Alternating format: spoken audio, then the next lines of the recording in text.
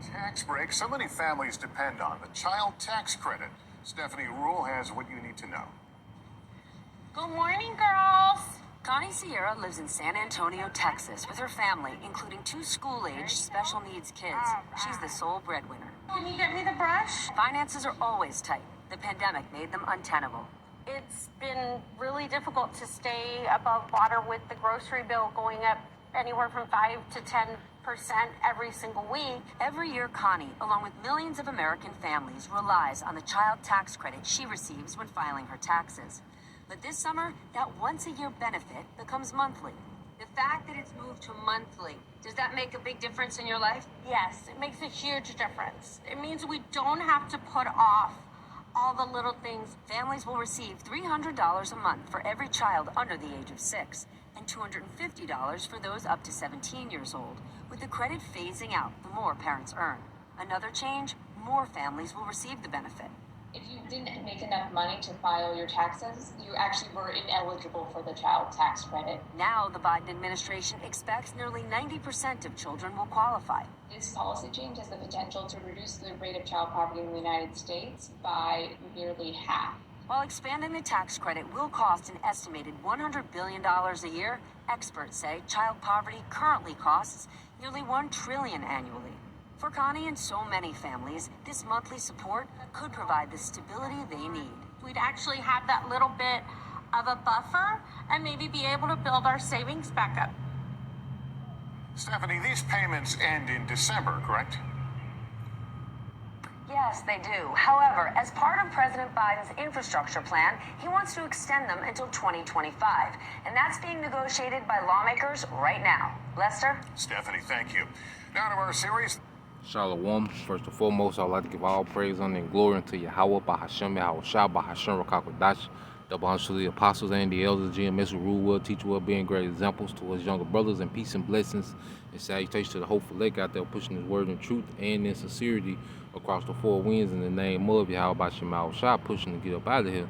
Shalom to the hopeful lake, the believers, the listeners that have came back to the obedience of the scriptures through faith in Yahweh, Bahashem, Yahushua. And just a real quick, lesson dealing with how, a gift, destroyeth the heart. And we're seeing, the hearts, which is the minds of our people being destroyed, by these gifts of a government that hates them. You see, Esau, Edom is fattening Jacob, all right, for a slaughter, because now the income tax where you would usually get, $1,100, $1,200, $1,300 per child, when you file your taxes. Now they're doing it monthly.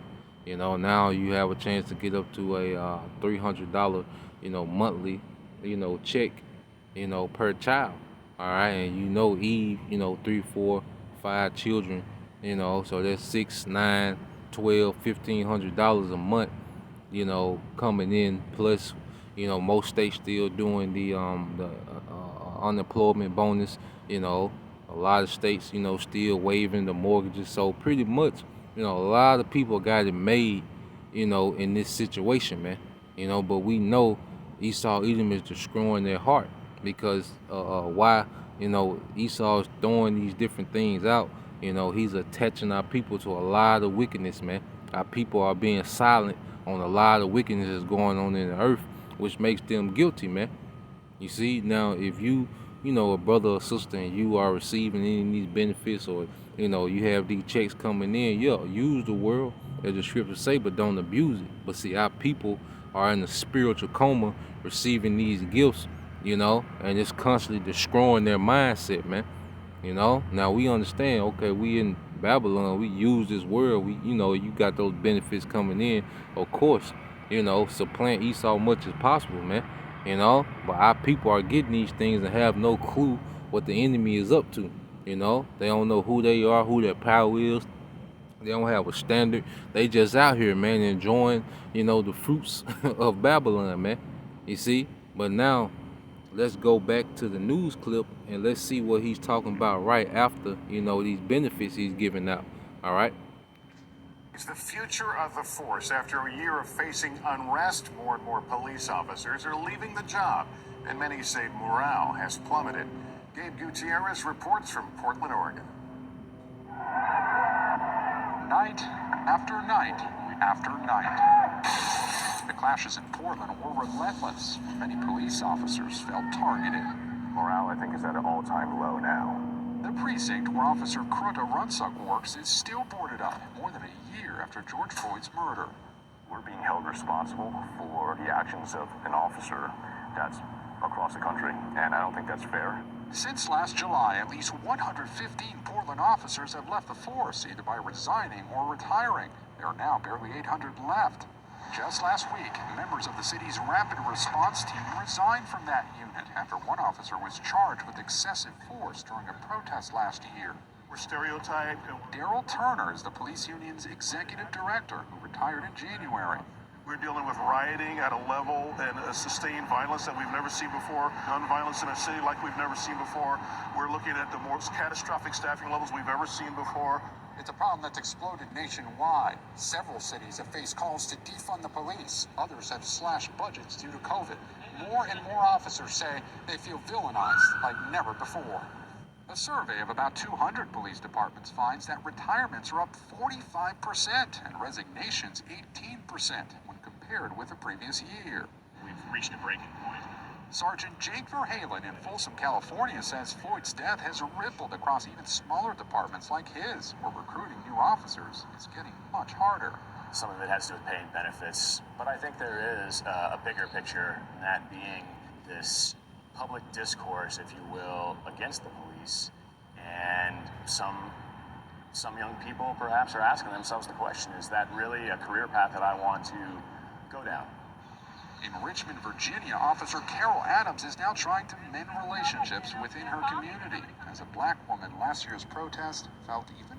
And Eve is on her hands and knees trying to hold this place up, man. It's always Eve, man. It's always Eve on her hands and knees trying to hold this place up, man. You know? More personal. I'm standing as a human being and I'm processing as a human being. Do you think you can help me with the dollar? I'm gonna give you $1 too. You can't separate me. You can't make me one or the other. I'm both. That duality, even more drastic, as many officers say within months they went from being considered heroes on the front lines to enemies. It all boils down to these three main concepts of being underfunded, understaffed, and undersupported. And now uncertainty about their future. Gabe Gutierrez, NBC News, Portland, Oregon. Up next. So there you have it. Now you see, while he's giving you these gifts, he's dismantling the police force. It was going to do what? Cause chaos. So he can bring in his forces, man, the UN troops, man, those mercenaries, those different militias, man, So while he's giving you $300 per child, he's fabricating chaos as well, man. So when you read Sirach 14:7, it says, and if he doeth good, he doeth it unwillingly, and at the last he will declare his wickedness, man. And a lot of people are about to be caught off guard by the wickedness of Esau, Edom, mainly you tribes, all right, who you're being destroyed by these gifts, man. So I just wanted to bring that out. So Lord will you, bro, sister, edify till the next time I say shalom.